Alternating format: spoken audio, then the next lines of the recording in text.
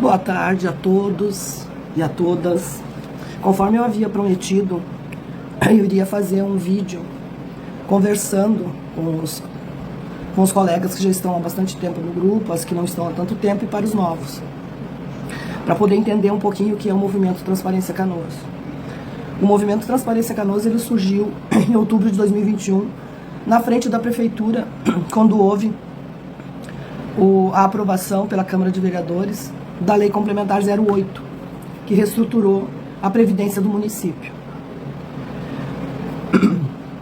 Nós, com o tempo, nós entendemos que uma lei que entra na Câmara de Vereadores sem o mínimo possível para ser aprovada, como um cálculo atuarial, sem comprovação de déficit, sem um censo previdenciário, sem impacto financeiro, como é que ela poderia passar e, a partir daquele momento, ser uma forma de retirar dos aposentados os seus proventos, como está sendo até hoje. No início, nós entramos, depois de muito estudo, com uma ação direta de inconstitucionalidade, que o partido do PDT nos ajudou, porque nós não éramos ainda uma pessoa jurídica, como hoje somos. Nós éramos 10 grupos de aposentados, ativos e inativos, quer dizer, pensionistas, e entendendo que era uma forma, aquela lei era uma forma de retirar o pouco que a gente já ganhava, né? E o movimento também, todos perguntam, por que é que a gente não tem uma cobrança mensal? Nós não temos uma cobrança mensal porque nós entendemos que nós trabalhamos por lutas. Terminada a luta da Previdência, e mais algumas que nós já tomamos para nós, porque quem de direito deveria lutar pelos funcionários não está sendo feito, então nós ainda tomamos para nós algumas outras lutas. Mas a partir do momento em que nós terminarmos essas lutas, não tem porquê o movimento continuar existindo, sim, continuar trabalhando. Então, a gente entende que seria muito ruim a gente ter verbas sobressalentes que, no final das contas, não seriam gastas e poderia trazer um transtorno para a própria diretoria. Então, a gente paga aquilo que tem que ser pago, com recolhimento eventual, e presta contas. A gente acha mais interessante. Para que, a partir do momento em que o movimento ficar, digamos, em off, o grupo pode continuar existindo, sem nenhum tipo de interação, para quando a gente entender que realmente existe uma nova luta, a gente retoma com ele ali, pronto, e já começa a conversar sobre tudo que está acontecendo. A gente espera terminar essa questão do FACEM, do FAPEC esse ano. E pretende também essa questão do magistério, que é uma questão bastante grave, que vem se arrastando desde 2011 também, a gente consiga finalizar até o final do ano. Até porque nós já conversamos com a atual secretária de Educação e ela sinalizou que tem interesse, eu imagino juntamente com o sindicato, de realmente trazer um único plano para o magistério, porque hoje nós temos vários planos numa mesma categoria, sendo que numa mesma escola, o mesmo professor recebe de formas diferentes e salários diferentes. Bom, mas isso aí é para um outro vídeo. Vamos conversar hoje sobre essa questão do Canoas Prev, que é de todos, ativos, inativos e pensionistas. O governo atual está sinalizando que quer pelo menos ouvir o que nós temos para dizer. Tanto que nós já conversamos em uma primeira rodada com o chefe de gabinete, seu Marcos Daniel, que, por sua vez, quer fazer uma rodada, ou quantas rodadas forem necessárias, com o presidente ou a presidenta do Canoas Prev. Ainda nós não temos o presidente designado, mas temos uma vice-presidente, e também com a secretária de Educação, para nós chegarmos a um consenso. Eu, da minha parte, seria interessante para vocês entenderem que nesses dois, desde 2021, na realidade 22, 23 e 24, nesses 3 anos, nós tivemos uma caminhada bastante grande, caminhada principalmente de aprendizagem. A gente tem que entender o que está acontecendo. Mas como a legislação municipal tem interesse que a gente não entenda nada, ela tem a triste mania de começar a expedir leis sem continuidade da anterior. Então eu vou falar para vocês aqui, vou contar a história do Canoasprev. Eu tive que fazer alguns registros aqui, até porque eu gosto de legislação, mas posso me esquecer de alguns detalhes. Vamos começar com a era Ronchetti. A era Ronchetti foi de 2000 até 2008. Na era Ronchetti, até por determinação da Constituição Federal de 88, nós tínhamos que montar, ou não, os nossos RPPS, regimes próprios de previdência social do funcionalismo, ou continuarmos no INSS, né, como era até então. Bom, pela Lei 4.739 de 2003, foi criado o Canoasprev. O Canoasprev, naquela oportunidade, em 2003, ela assumiu a gestão do nosso RPPS, dos servidores de Canoas. Eu tenho que fazer um adendo, porque antes do governo Ronchetti, no final do governo Lagranha, no último ano, ele criou novamente o FACEM. Quando foi montado o Canoasprev, a princípio ele assume somente a gestão do RPPS. Como era um trabalho novo, né, criação de RPPS para os funcionários públicos municipais, federais e estaduais, estava tudo em criação, então tudo no momento de muito estudo para ver como é que a coisa funcionava. Isso em 2003, criado Canoasprev, assumindo a gestão do nosso FAPEC, nosso Fundo de Previdência. Em 2004, um ano depois, o Canoasprev foi criado em fevereiro de 2003. Em dezembro de 2004, o prefeito Ronchetti assume e declara que havia uma dívida, porque na hora da montagem do Canoasprev e do fundo, na realidade, nosso RPPS, eles fizeram cálculos atuariais, e nesses cálculos atuariais, eles chegaram à conclusão de quanto se devia para o funcionalismo na hora da aposentadoria. Porque até então não existia o fundo, não existia gestão do fundo, então eles teriam que fazer um cálculo de quantos funcionários, qual é a contribuição de cada funcionário, e resolveram dividir em dois grupos. O grupo que seria o grupo financeiro, que a prefeitura ficaria responsável pelo pagamento das aposentadorias, e o grupo previdenciário, que era o grupo que iria, a partir de então, fazer a gestão do seu próprio recurso para a aposentadoria.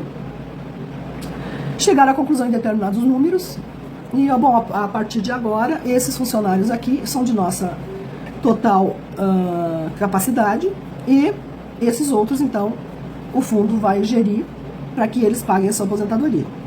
Em 2004, um ano depois, isso posto, e a prefeitura assumiu uma dívida com o Canoasprev.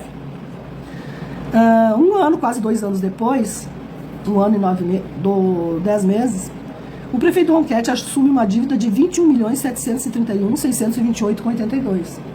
Porque, na realidade, não conseguiu pagar, pagava somente as aposentadorias normais de quem estava aposentado, mas esses 21 milhões era para montar o passivo do G1. Eu vou trabalhar com G1 e G2 a partir de agora para vocês entenderem melhor, que é o que vocês vêm ouvindo.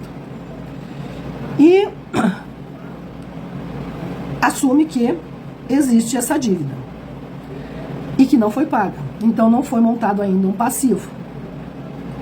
Em 2006, ele regulamenta, através da lei 5.115, em outubro de 2006, ele diz que, diferente do que a gente sabe hoje, porque até aquilo ali era um momento em que eles estavam construindo e às vezes não entendendo muito bem como é que era para ser feita essa construção, eles calculam através da data da aposentadoria. Ele coloca na lei 5.115 de 2006 que a data da aposentadoria, quem se aposentasse até 1 de janeiro de 2007 até 31 de 12 de 2023 estaria nesse grupo financeiro. E ele faz uma repactuação da dívida que o município tinha em relação a esse grupo em 240 prestações de quase 900 mil reais. Se vocês fizerem 240 vezes esse valor, daria uma dívida de 119 milhões lá em 2006. Ele reconhece essa dívida. Faz a lei. E em 2006, em maio, ele reestrutura o nosso RPPS. Ele cria, como o Lagranha criou o FACEM, ele cria o FAPEC. E declara essa dívida em outubro, para a montagem de um passivo. Sendo que, de 2003 até 2006, não foi pago nada do passivo que era devido ao grupo financeiro. O grupo que deveria ser montado um passivo para que futuramente fosse usado para as suas aposentadorias também.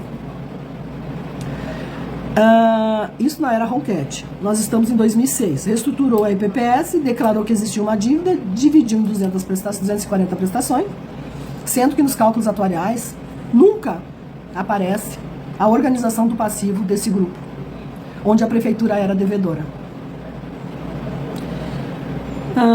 Em 2008, um ano antes deles, no ano que ele saiu, ele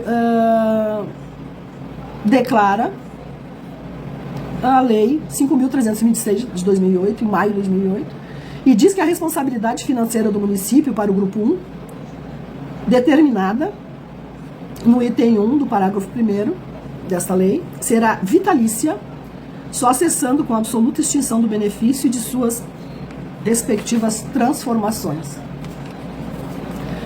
Eu acredito que o prefeito Ronchetti, por ser funcionário, como ele não tinha feito um acordo lá em 2003, reconhecendo em 2004 o não pagamento, passando para 2006 o não pagamento do passivo, ele continuava pagando as aposentadorias daquela época, mas não estava montando um passivo, como era de lei do Ministério de Previdência.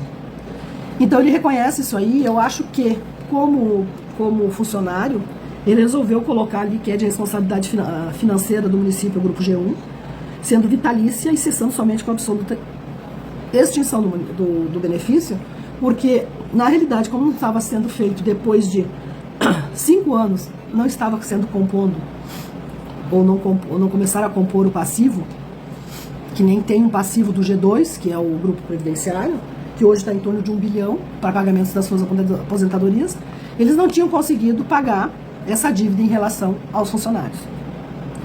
Bom, agora nós vamos para a era Jairo Jorge, os próximos 8 anos, a partir de 2009 até 2016.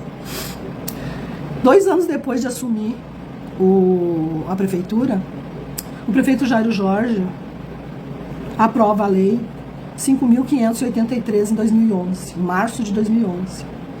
E aí ele coloca, conforme a interpretação das portarias da legislação do Ministério da Previdência, que a aposentadoria não se dá pela data da aposentadoria, e sim pela data de ingresso.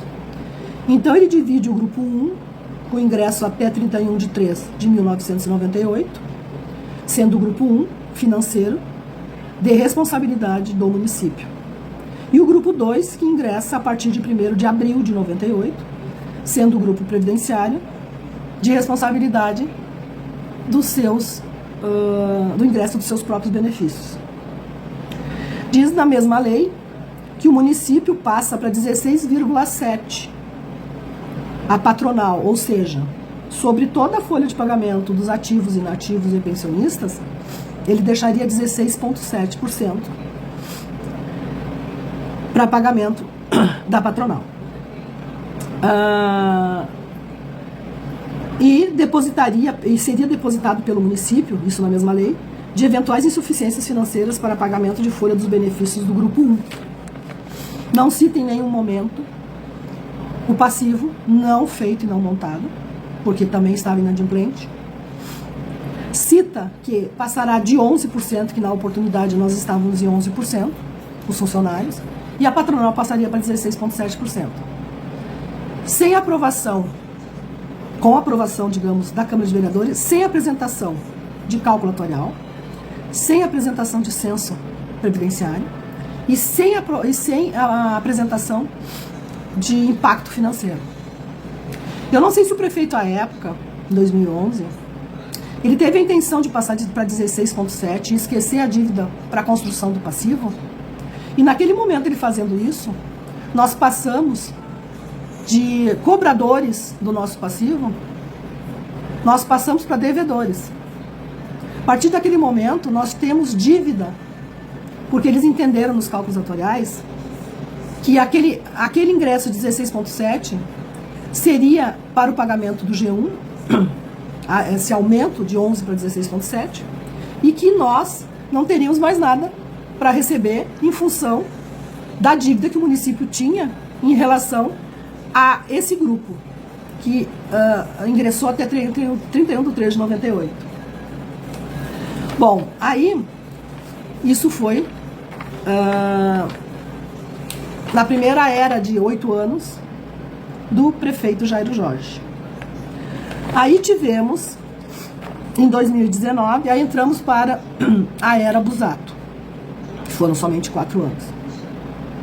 Na era Busato, nós tivemos a Emenda Constitucional 103 de 2019,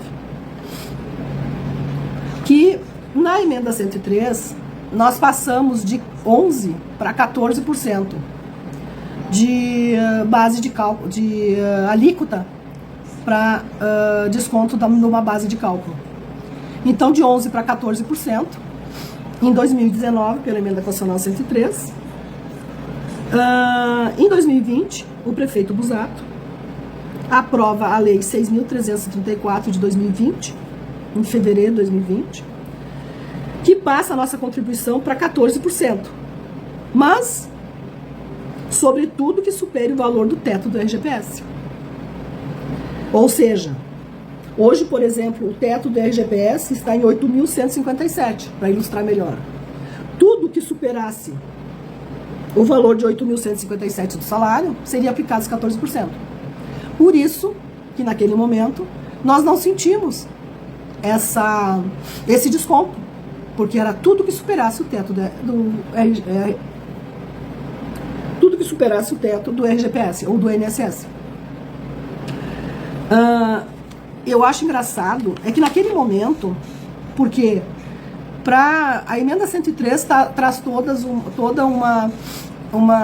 os cálculos que a gente pode majorar, que vai até 22%, que a gente pode baixar, que vai até 5%, conforme os salários. E naquele momento o prefeito entendeu que não, que o Canoas Prévio estava bem, que ele entendeu que nós temos uma dívida, a prefeitura tem uma dívida da patronal, no pagamento das aposentadorias do Grupo 1, e o G2 ia muito bem, obrigada. Estava superavitário. Então, ele fez tudo como um mando figurino, né? Passou a contribuição para 14%, tudo que superasse o valor do teto do RGPS, conforme eu acabei de falar agora.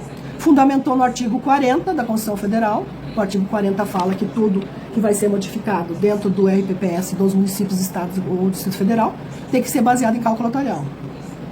Ok. Seguimos. Sem sentir esse desconto, porque era a partir de tudo que superasse o teto. Aí era aplicado os 14%. Aí voltamos para a era, a partir de 2021, nós passamos para a era Jairo Jorge, novamente. Bom, aí eu vou falar tudo que vocês já sabem. Vou falar sobre a Lei Complementar 08 de 2021, que foi o confisco do salário dos aposentados. Hoje, a cada 10 meses, se vocês somarem somente o que vocês descontam de previdência, vocês em 10 meses pagam 1 mês de salário bruto de cada um. Se vocês não fizerem esse cálculo, façam. Então, além dos 27,5%, que dá praticamente 3 meses de salário, além dos 5% do FACEN, que daqui a pouco nós vamos conversar, nós temos também, ou se for só 5 para quem tem FACEN, ou para quem tem a cada dependente mais 5, mais 5, mais 5, nós temos um mês inteiro que a gente dá bruto do salário para pagamento das nossas aposentadorias. Está funcionando desta forma. Então, novamente, que nem em 2011, sem apresentação de cálculo atuarial, sem apresentação de censo previdenciário, que foi feito, na realidade, um ano depois de 2021, foi feito em 2022, sem apresentação de impacto financeiro, ele manda para a Câmara uma mensagem, que é a mensagem 81, é o maior desaforo que pode ter acontecido em relação aos nossos fundos, principalmente ao FAPEC. Ele diz o seguinte, vocês notem, vamos trazer lá de 2013, era ronquete, não foi pago o recurso calculado para a formação do nosso passivo. Isso nos 8 anos. E tendo uma dívida de 240 prestações de quase 900 mil para a era Jairo Jorge. Na era Jairo Jorge, ele passa para 16, a primeira era, para 16,7 e para de montar o passivo do grupo 1.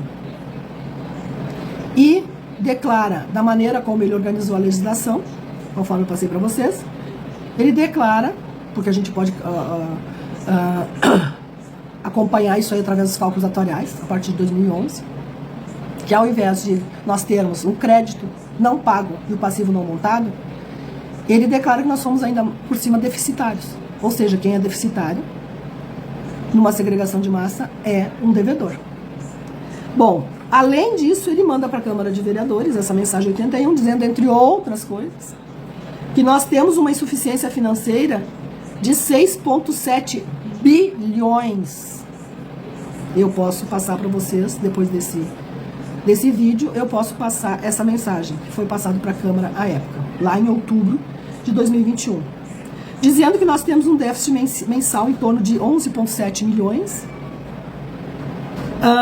temos uma despesa, nós temos uma receita mensal de 6,8 milhões e temos uma despesa de 17,9 milhões.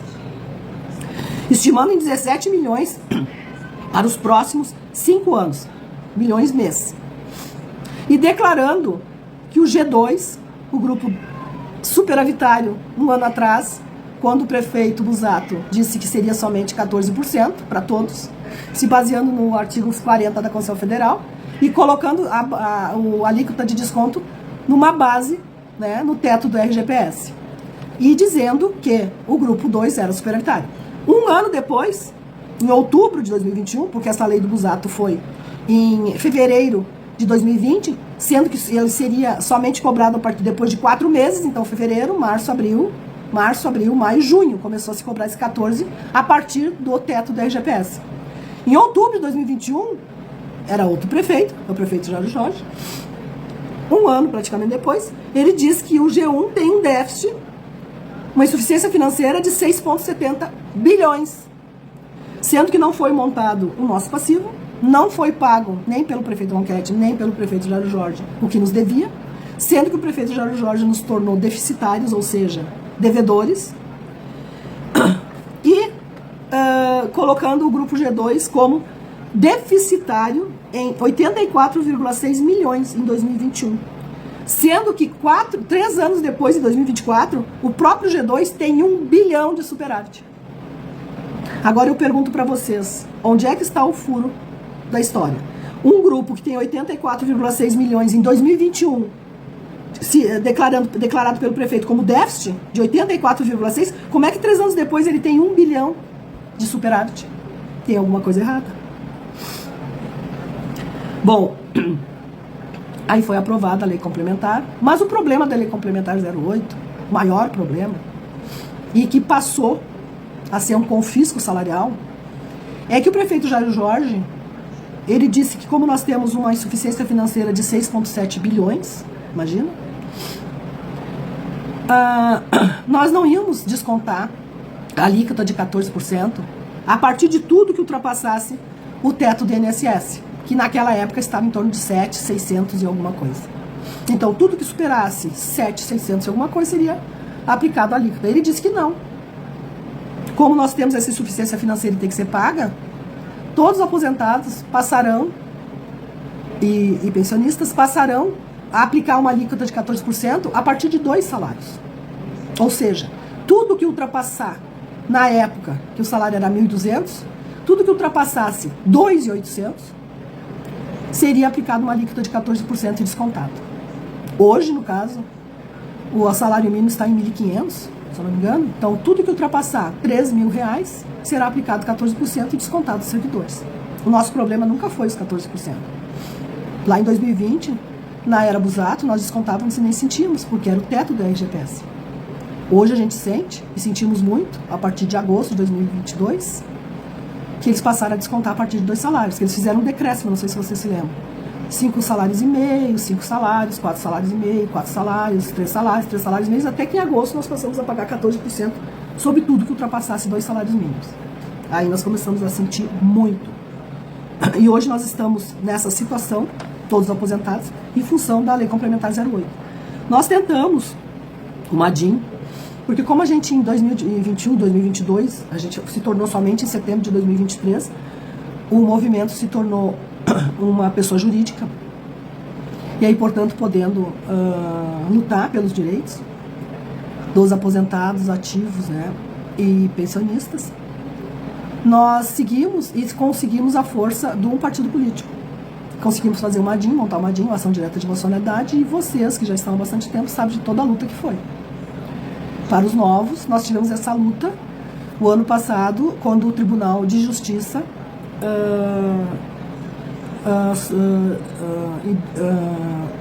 deu como... o Tribunal de Justiça, na realidade, eu tenho a impressão que, conversando com o desembargador, eles não entenderam essa questão dos 2 salários. Eles entenderam que a gente estava por uma ação direta de inconstitucionalidade em função dos 14%. E a nossa função não era ir contra uma emenda constitucional. É 14%, a gente estava pagando 14%. O nosso problema era pagar a partir de 2 salários, aplicar essa alíquota. Então, nós passamos, fomos derrotados em segunda instância, e agora a gente está em terceira instância, junto ao Supremo Tribunal Federal, que também está em votação, falta somente o voto de um ministro sobre essa questão de cobrar ou não qualquer tipo de desconto do aposentado. Dependendo somente do voto desse ministro. Se ele votar contra e não trouxer ninguém junto com ele, nós já vencemos, que nós temos a maioria dos ministros conosco. Agora, se ele conseguir trazer mais ministros, a gente segue com a nossa DIN, senão a gente vai pedir, se passar pelos ministros que não vai ser mais cobrado, a gente vai pedir para anular. Bom, isso tudo para dizer para vocês que a gente tem muita coisa para fazer. Nós já lutamos bastante nesses últimos 3 anos. Conseguimos algumas vitórias, que vocês sabem que, infelizmente, lutar contra qualquer instância, tanto a nível municipal, quanto a nível federal, quanto a nível estadual, demanda principalmente resiliência. Resiliência, paciência. Mas nós temos certeza que nós vamos conseguir. Nós estamos em conversa agora sobre essa questão com o governo atual, que se diz bastante empenhado em nos ouvir e entender o que realmente aconteceu. E eu tenho a impressão que a gente vai conseguir reverter. Nós tivemos nesse caminho um projeto de lei 02, de obra do vereador Alexandre Gonçalves, que vocês, quem já está no grupo há mais tempo e quem não está, a gente tem a obrigação de contar como é que foi. Nós tivemos com todos os vereadores e quase conseguimos que essa lei, quer dizer, que esse projeto de lei virasse lei. Mas, infelizmente, o prefeito Jair Jorge, mais uma vez, nos retirou os direitos.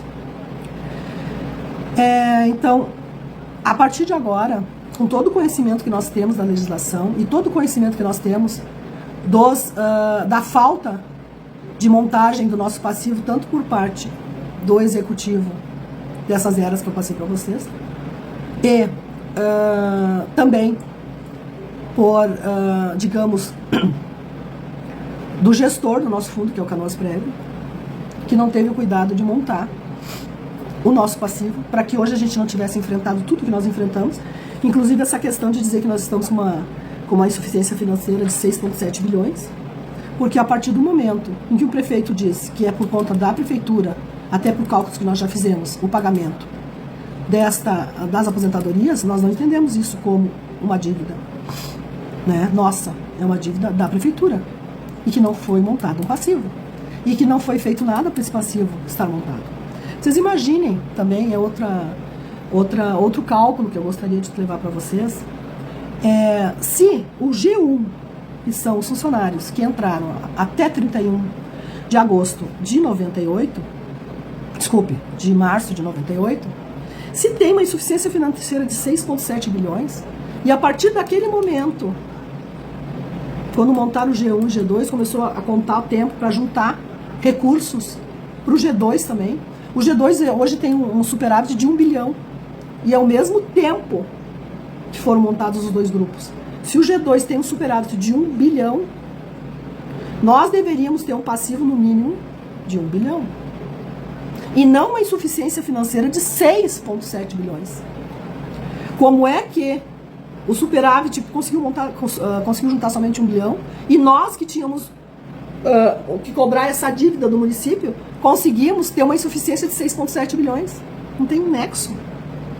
Então, a partir disso e a partir de tudo que nós vimos, nós estamos montando, e nós temos certeza que há necessidade de se fazer uma auditoria nos nossos dois fundos.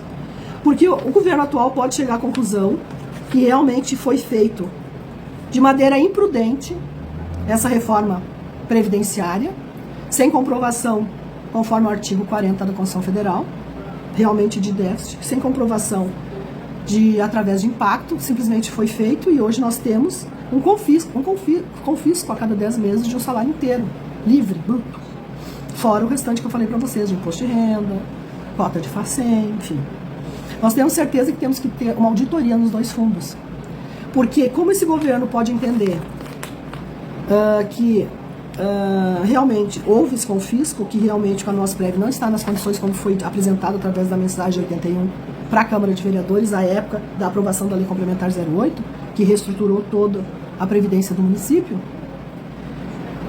pode entender, pode rever, mas nós corremos o risco de, mais tarde, outro prefeito entender, até porque não entendeu tudo que eu acabei de dizer aqui, não vai ter esse histórico, que o problema do município de Canoas é o histórico. Sabe? É resgate do histórico. Como é que nós chegamos até aqui? Tem uma história atrás. Então nós vamos pedir, através do Ministério Público, através da Justiça, uma auditoria, tá? Nos dois fundos, baseados em tudo que nós juntamos de forma bastante robusta até agora. A princípio, é isso que eu tinha para dizer para vocês. Tá? Mas para conseguirmos essa auditoria, para não haver problemas que mais tarde um próximo governo venha dizer novamente o que o governo Jorge disse e fez, tendo uma auditoria, nós temos que rever quanto foi nos devido até hoje. Formação de passivo até hoje. Enfim, rever tudo. E se o Canoas-Prev está da maneira como ele está, o nosso fundo está como está, foi porque nós nunca, ou porque nós confiamos demais, ou porque nós nunca estivemos atentos ao que estava acontecendo. Então agora, nós temos que rever. E para isso, para a justiça, nós precisamos de advogados. Nós estamos com uma advogada que é expert em direito administrativo, e temos que passar o chapéu novamente, né, para todos. Não será um custo muito grande, até porque nós somos quase 400 pessoas, coisa que nós poderemos fazer. E a nossa luta desse ano, nós vamos iniciar pelas auditorias, e depois nós queremos ver essa questão do plano de carreira, dos planos de carreira do magistério, juntamente com a secretária, isso ser o sindicato não tomar para si, que é o que deveria acontecer, mas se não tomar para si, a gente vai para frente, para que os professores não recebam numa mesma escola, de formas diferentes, salários diferentes. Nós temos também algumas outras questões dentro do magistério, como a eleição de diretores, que vai ser colocada nessa pauta, que a gente tem marcado junto com o chefe de gabinete e a secretária. Esperamos que a gente continue dando seguimento a isso e consiga fazer com que a secretária e o prefeito entendam que funcionários não são tratados desta forma. Ou seja, o mesmo trabalhador seja tratado de formas diferentes. Nós acreditamos que esse governo ele vai ter a sensibilidade de ouvir e entender essas causas todas, que não são poucas causas. Nós temos também a questão da falta de concurso público, sabe? Que hoje nós temos a metade dos funcionários aposentados e a outra metade nativa. Então, assim, se nós não nos mexermos e não fizermos o governo ver que nós não teremos condições de pagarmos as nossas aposentadorias, isso tem a ver com os ativos de hoje, por isso que o movimento lida com ativos, inativos e pensionistas. Se vocês não tiverem, os ativos principalmente não tiverem a sensibilidade de ver isso, daqui a anos vocês serão o grupo 1 dos aposentados. Então é isso que eu tenho a dizer. Tá? Gostaria que vocês todos ouvissem até o final, refletissem, né? E vamos à luta em 2025. Um bom ano para todos, muita saúde, muita proteção e garra.